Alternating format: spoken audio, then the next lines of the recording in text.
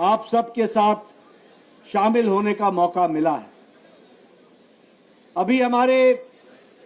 युवा मोर्चा के अध्यक्ष तेजस्वी सूर्या जी आपके सामने बता रहे थे कि कारगिल की विजय दिवस को जब हम कल मनाएंगे तो कारगिल के विजय दिवस के अवसर को रजत जयंती के रूप में 25 साल पहले हमने कारगिल पर विजय हासिल की थी और भारत के सम्मान की रक्षा की थी, उसको हम याद करेंगे। मैं बैठा बैठा सामने जब देख रहा था तो आप सब लोगों को देख करके मुझे ऐसा ध्यान में आ रहा था कि जब शायद कारगिल का युद्ध हुआ था तो उस समय आप सब में से अधिकतर लोग शायद कोई 2 साल का होगा, कोई 4 साल का, कोई 5 साल का, और बहुत से ऐसे लोग भी हैं हमारे युवा साथी जो शायद इस दुनिया में उस समय आए भी नहीं हो।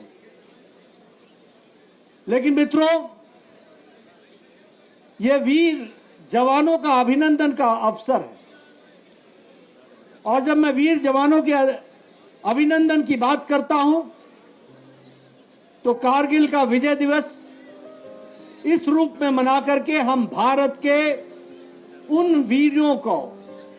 उन वीर सपूतों को जिनके शौर्य के कारण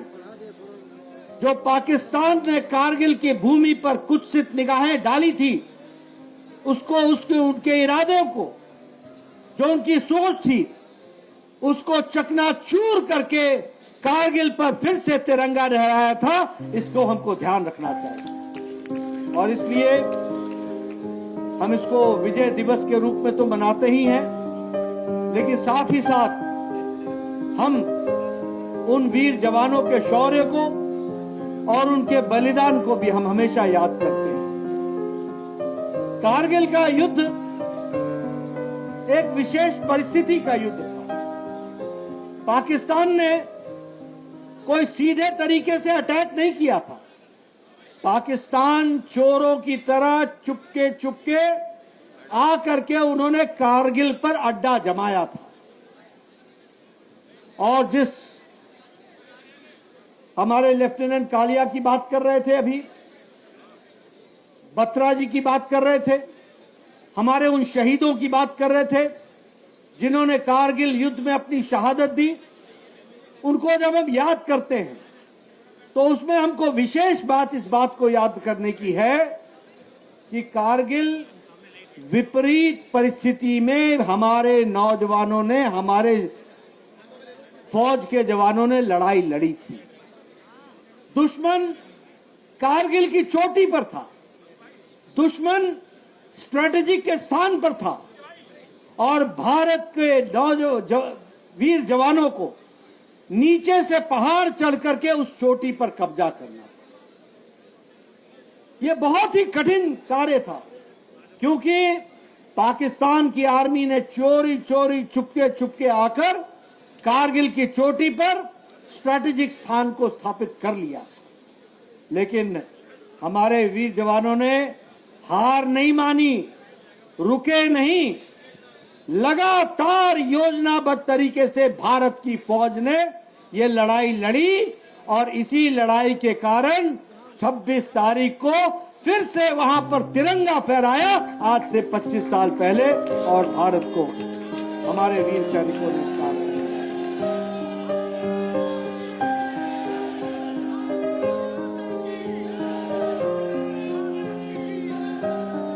बहुत कम लोगों को मालूम होगा कि जब कारगिल का युद्ध चल रहा था तो आपको जान करके खुशी भी होगी और आश्चर्य भी होगा कि हमारे प्रधानमंत्री नरेंद्र मोदी जी जब कारगिल का युद्ध चल रहा था तो उस समय वो उत्तर भारत के भारतीय जनता पार्टी के बतौर महामंत्री वो उत्तर भारत के प्रभारी भी थे। और आपको जानकर खुशी होगी कि जब कारगिल का युद्ध हो रहा था तो प्रधानमंत्री जी उस समय भारतीय जनता पार्टी के प्रतिनिधि के नाते वो कारगिल के युद्ध में वहां जाकर के जवानों को शाबाशी दी थी और जो जवान घायल हुए थे, मुझे आज भी याद है और वो तस्वीरें मेरे पास हैं, जब मोदी जी वहां गए और उस समय के हिमाचल के मुख्यमंत्री प्रेम कुमार धूमल जी के साथ हमारे फौजी भाइयों को उनका हाल चाल पूछने के लिए और उनका हौसला बढ़ाने के लिए गए और उस समय यह तय हुआ था कि हम लोग सिर्फ वही नहीं, पूरा देश उन नौजवानों के साथ, उन वीर जवानों के साथ है जो कारगिल का युद्ध कर रहे हैं। और मुझे याद है कि वाजपेयी जी ने कहा था कि जो भी शहीद होगा वो शहादत किसी परिवार की नहीं होगी, वो शहादत किसी इलाके की नहीं होगी, वह शहादत देश की शहादत मानी जाएगी और पूरे सम्मान के साथ उनको लाया जाएगा और पूरे सम्मान के साथ उनका अंतिम संस्कार किया जाएगा।